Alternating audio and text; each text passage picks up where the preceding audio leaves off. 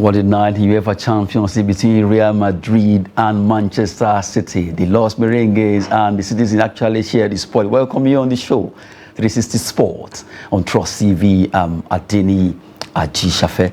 We'll be looking at that story, but before we do that, let's start from our own story. Nigerian sport first. Athletics, Eric Lira plead guilty to supplying performance-enhancing drugs to Olympic athletes. That's the story we're looking at first, because remember, Blessing Okagbare being sanctioned for about 11 years in her career, and right now the man that did the main thing, Eric Lira, is now pleading guilty after it was charged over there at the U.S. court there. Well, right now, we'll be looking at that story alongside Emmanuel Fashemi. Good to have you on the show. Thanks for having me on this great day. For Blessing Okagbare, well, it's just a pity that she was among the persons that Dr. Lira actually administered enhancing performance drugs to.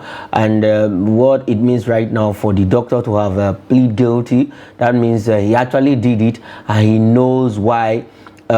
Before administering these drugs to these athletes, he knows the use, and he knows why he did that.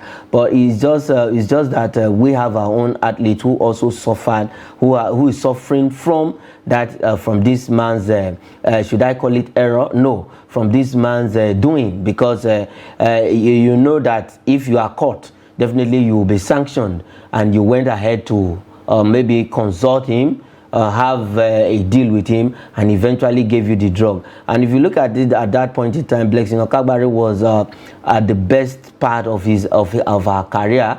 We know she was going towards the end of her career at that period, and it was looking as if it was the best part of the whole story about athletics for Blessing Okagbare on the track. And eventually she was sanctioned period just, I think, few hours to that semi-final 100-meter race at the Tokyo Olympics. But good one, the doctor has come out, okay, I did it. Now it's not left for the court, the anti-doping court, WADA and whatever, to decide on the case if the Blessing Okagbare's ban will be reduced or not. But sincerely speaking, it's a bad one for the doctor to have actually administered these drugs to these athletes. And for the athlete that actually took the drugs too, because they knew. Let's look at a particular statement from the attorney that actually prosecuted that case after the whistleblower, the Russian Rodchenkov, was able to actually get this out. Lira provided banned performance-enhancing substances to Olympic athletes who wanted to corruptly gain a competitive edge. You see that statement? Who wanted to? That shows that they wanted to before they took it. It's not as if he forced them. It's not as if he brainwashed them. You wanted to. At least I'm sure there could have been other athletes he sold this idea to and they refused. That's why they say, okay, who wanted to corruptly gain a competitive edge? Such craven efforts to undermine the integrity of sport subvert the purpose of the Olympic Games to showcase athletics excellence through a level playing field. That's the main thing. Olympic Games is to showcase athletic excellence through a level playing field. The Real efforts to provide that goal will not go unpunished. And look at it, our own also participated by accepting that particular substance from Lira. Our own participated because why? I think she needed something to actually boost. but seriously, looking at that statement, athletes who wanted to corruptly gain. Look at Marianne Jones' career. Despite all she did, all she won. In fact, I still remember how she was winning races as if it was so easy to run. And after everything, they found out, oh, she has been cheating. What happened? Everything she got, she vanished just like that. In fact, I saw one of the processes where she was crying and actually apologizing because she deceived the whole world. Why everybody was thinking she was competing very fair on a clean note, and then everything came out like a pack of cards falling on her. Everything just like that. You can imagine. Let me cite an example so that you can see the excess of this issue. We are not going to say because maybe she's a Nigerian, yes, but what is bad is bad. To some extent, we've seen athletes that going into drugs really brought their career to a halt. Now, you can imagine when she was about getting to the semi-final of that Olympic race, she got sanctioned, and that was it. 11 years. You can know how many years before she can she come back again? She won't even come, because that's by one. then. Two, I was trying to cite an example.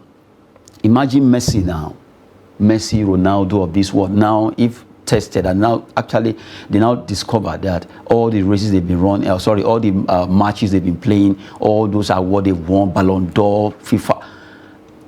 Do you know how people will feel about them? You understand? So I'm just citing Maria Jones' case. For Blessing Okagbare, it's painful that it happened, but for the fact that the man in question, the Eric Lira, who brought this whole issue to them, for the fact that they accepted those drugs from him, you understand? They know. For the fact that they accepted it, that was the act. It's so painful that, okay, you know, okay, he was coming with it to you. I don't want. Let me compete. Whatever. If I'm going to come 5th or 6th, I'm okay with it.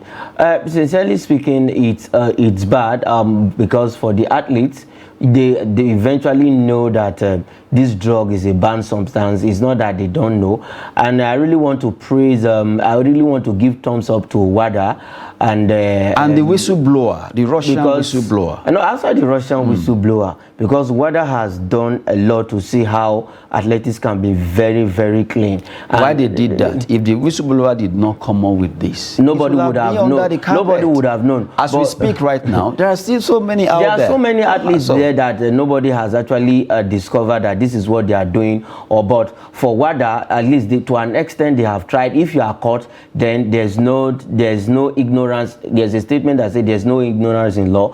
Whether you knew where you were taking it or you don't know, definitely you face the punishment. And that is what WADA has been able to do. But at some point, there are still some loopholes because I believe that WADA also should keep, should it be weekly or monthly tabs on all of these athletes? If they do can that, they can send mails. Yeah, the problem is at times some federations, the athletes, when neglect they don't check their mails. If you check and you see, be careful. It's not only to consume. What about the cream, the soap, you use, whatever that you use? Be careful, because we've seen. Okay, look at Andre Onana. He mistakenly took his wife's drug, and that put him in trouble. It was not it wasn't intentional. It's not his intention. You understand? But at least, even though it was not intentional, but the fact that there is no, how do they say it in law? No ignorance in law. Okay. So and that is why we are seeing all of this. But for WADA, congratulations. But I think this will serve as a lesson to a lot of Nigerian athletes, Blessing Okagbare, who is already facing her punishment. And then for other athletes, I remember at some point when Usain Bolt retired, WADA came, they were just looking for something. They will still be finding, they will still be doing a lot of underground. And they didn't see anything, and I hope they will never find anything. So they will still keep digging to check if truly he competed clean. As you remember, Carl Lewis of this world, Ben Johnson of this world, Frankie Fredericks, our own, all the likes of Leison de Bada, when they were running, Innocent Egbunike, all of them, they did everything with all their might and strength. Natural strength. You understand? And when Ben Johnson was actually eventually caught, he too faced the music. That is why I said WADA has actually done enough. Once you are caught,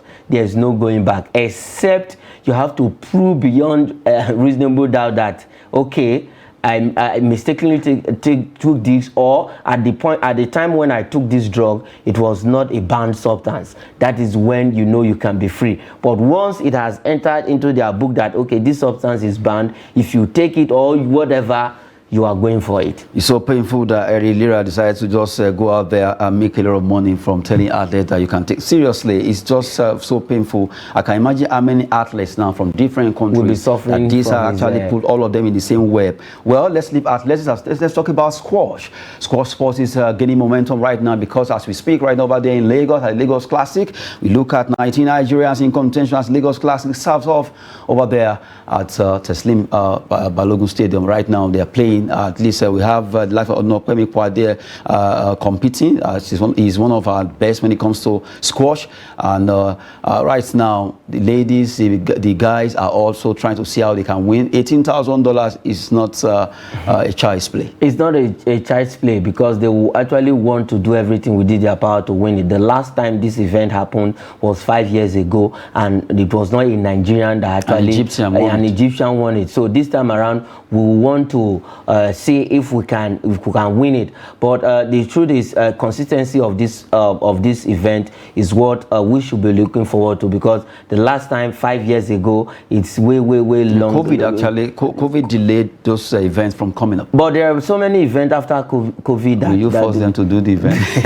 I would not, but consistency is the key. But overall, I think our Nigerian, the names you mentioned, our Nigerians that are there, will not want another foreign country to come and win it this time around. 5 years ago, it's enough for them to prepare for this event. So I just wish all our Nigerian players well, and let's see if a Nigerian player will win the $18,000, and then probably maybe I can just, if I get the phone call. Okay, I just hope you don't sound Eric Lira. Anyway, we've been talking concerning squash there. It's taking place in Lagos, and the fact that we have about 19 Nigerians competing in that sport called squash is a good thing, because there are some sport that we really need to go into. Even though, yes, we know football is the beautiful bride, everybody goes into that. Even without you just go to football easily. But something like squash, hockey, cricket, these are sports that you have special interest. If you want to go into it, you must have special interest in it, and then you go in and do your thing. I love the fact that we have, I still remember Adeshokon really doing well, and also Dorcas. That's Dorcas, Adeshokon, Onopemipo, Yemisi, all of them, they are sisters, all trying to fight hard to see how they can better their lot. But right now, it seems Adeshokon is out of Nigeria. She's really doing well, and therefore Onopemipo competing now. Hopefully, he can also do well in this competition. They will be competing for $18,000 prize money, where they will be fighting to see how they can also destroy the likes of the Egyptians, who really are very good when it comes to playing squash. They won it 5 years ago. That's an Egyptian going away with that amount of money. But right now, although it's going to be split in different category, but at least we have some Nigerians who are equally very capable of doing well in squash. Away from squash, let's go to the round leader game. The Federations Cup is still coming up, and let's look at Federations Cup round of 32. The round of 64 matches were played, and 32 teams that won their games will be jostling for honors tonight, starting from even from the afternoon. So let's look at the fixtures of those games. 16 teams, or rather 16 fixtures will be coming up. We have Heartland against SNIEFC. They have 32 teams here, but 16 matches will be coming up. Ahudia versus Bende Insurance. Bende Insurance should be careful of that name, Ahudia. We have Standard FC on Sunshine Stars, Battle of the S teams. EFCCFC versus Aqua United. Aqua United should also watch out when you play against EFCCFC. Warri Wolves 3SC, Mighty Jet of Jaws versus Gombe United in the Northern Derby there. You have Osun United against Insurance Feeders, the junior team of Bende Insurance. Sunshine FC, Lobby Stars of Makurdi, Plateau United, Eyimba. What a match. Eyimba actually destroyed Rivers United, so they face Plateau United. Ingas FC against El Kanemi Warriors, who are right now being confirmed out of the MPFL. Nasarawa United also confirmed out of the MPFL. They'll be playing DMD FC, Ikorodu City versus Kwara United. Ibajo FC from Osun, away they'll be playing to that's Ebede FC. Ebede will be playing them. Rangers International, another big one. Kano Pillars have another opportunity to play against their former team when they were in MPFL. That's Rangers versus Kano Pillars. Bunuja FR, what a team they are, against Doma United. And you have Idel FC against Melantaki FC of FCT.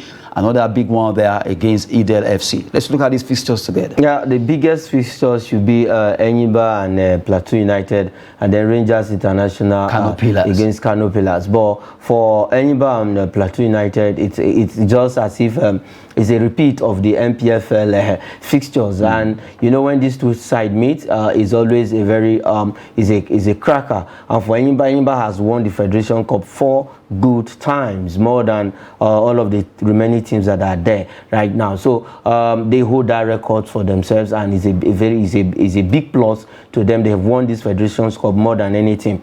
Against a Plateau United that has lost out of the Super 6 race, and for anybody who is still there, because this is another opportunity for, I think Plateau United wants this game more, because it's an opportunity for you. If you're able to win this, you can still go continental. Go continental, and that is why Plateau United want to concentrate all of their energy to see how they can dislodge anybody, and then probably get a feel of what it is to get to the final, and then and probably wins the trophy and then go to the continent. But it's a big one for anybody that is going to have their hand full at just the venue where they are going to play it. Another match I'm looking at that will be tough. Warri Wolves 3SC actually jumped at Shooting Stars of Ibadan against Warri Wolves. A big match there too. It's a big match because Warri Wolves have actually started life brilliantly in the NNL. If you see, they were talking tough. I think I had one of my friend who works with them, and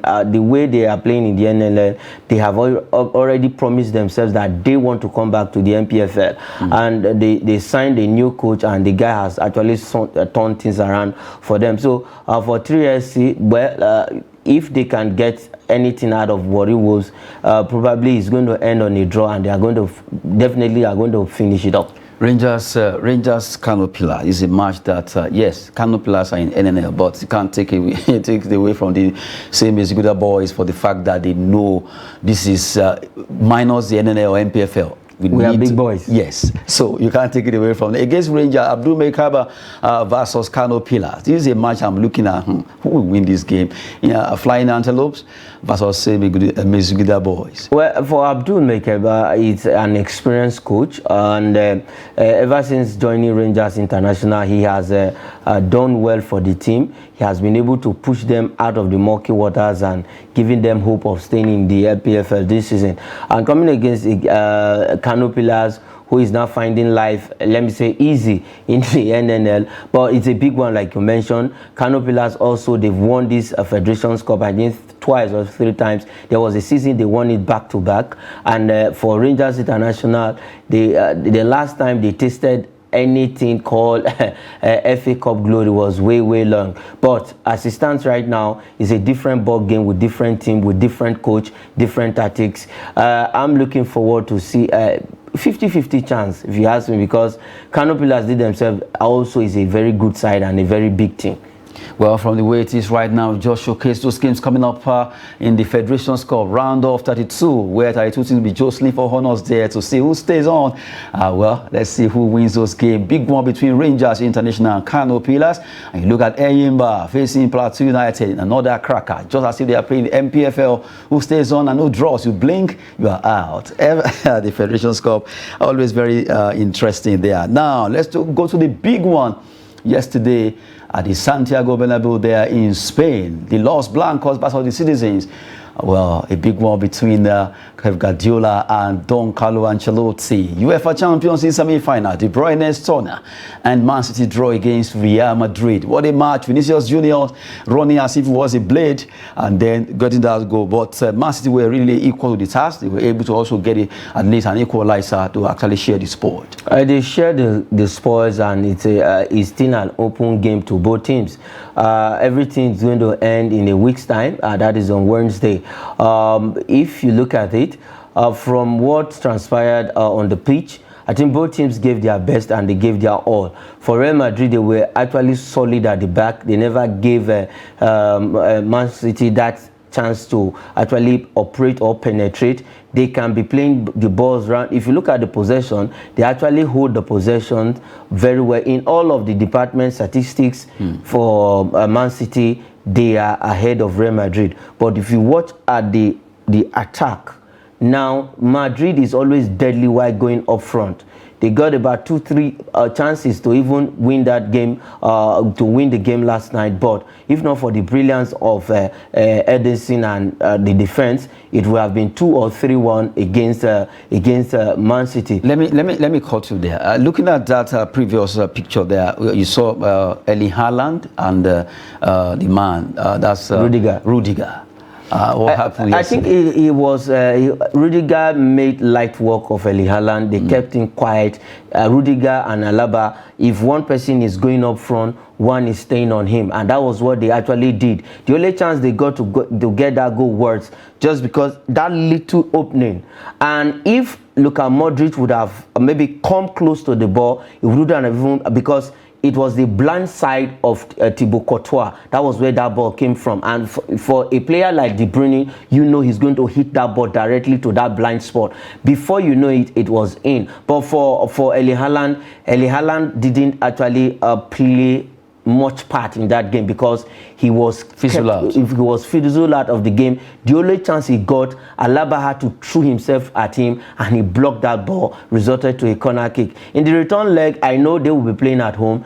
Erling Haaland is going to have the freedom to operate, but would they give him that chance? Eder Militao will be coming back in that second leg. Camavinga might likely drop into the midfield. As you mentioned that name, Camavinga is really becoming a force in Real Madrid. He plays so many roles yesterday. In fact, he saved Real Madrid in so many occasions. In so many occasions, because that is why he was recruited. He's young. They actually wanted a replacement for Casemiro, and they have gotten one in Camavinga. He's versatile. He can play in any of those positions, in the midfield, at the back line, even up front. He can play as a midfielder, maybe a supporting, whatever. But if you look at it, Camavinga was actually instrumental to whatever Real Madrid did on the pitch. No matter how Vinicius got the goal for them, but the man that stood out was Camavinga. And Rudiger also, for him to be to have been able to keep Haaland at bay, they kept him quiet. They made him look, okay, you are still you are a small boy that will know. But this is football. They got their game plan very well, and it paid off. It would have been 1-0, but Man City also came with their own game plan, and it worked perfectly well by getting that draw. Everything will end on Wednesday. Who wins it is a 50-50 chance. Madrid has the chance to Wednesday, win. let's look at today. But really, for Kevin De Bruyne, really, he showed class. Fantastic player, winning the man of the match, even at the Santiago Bernabeu Stadium, Estadio rather. So he did so well to get that particular. But really, if you look at that game, a lot of little bad blood showing up. The coach Ancelotti getting a yellow card, and the VAR issue about that particular out or not. So much issue there. Yeah, so much issue there. I think for the very first time, I have always been someone who an advocate of VAR, because I told somebody sometimes ago that when they decided to introduce VAR into football, VAR into football, they never put fans into consideration. They never looked at your feelings as a person. They looked at it, okay, this innovation is going to help the referees. They put referees in front for them to bring in the VAR, and that is why the VAR has come into play. And now, for the first time, I would disagree with VAR. Why? Because that ball has already gone out, and I think the VAR referee, whoever that was in charge last night, has some questions to answer, because Carlo Ancelotti kept on calling for them to review that case. They just, you know, if they want to review, sometimes they will halt the game 5 to 3 minutes. We've seen games where VAR will come into play for 5 minutes. They were still reviewing that decision, and they didn't just review that. They just, in a few seconds, they flipped it over, and then they awarded the goal. Fine. We know that they actually reviewed that ball, but the review was not enough. They would have reviewed it, because the ball has, and Carlo Ancelotti was not. I suspect you are a Madrid fan. No, it's not a matter of a Madrid fan. Whoever, anyway, it can happen to Man City tomorrow. Seriously. It can happen to any other team tomorrow. Just to calm your nerves down, I can see that you're right. I'm not a Man City fan. I'm not a Real Madrid fan. Well, seriously, they've been talking about that match, a really tough one between the Citizens and the Los Merengues. Big match there that happened between Real Madrid and Manchester City. The return leg will be the decider by the time they travel to England. Who stays on? And Ancelotti and Guardiola. Remember that match? He didn't substitute any player. Tough one there. Before we wrap it up, let's talk about Chelsea to offer Aubameyang Kukurea in a deal for Joao Felix, loan to a permanent signing. They want to get him to a permanent signing. So these two players, well, if they want to leave, at least. Well, if they want to leave, first I will urge Aubameyang to leave the team. For Cucurella, he has not played any better part in Chelsea ever since he joined them.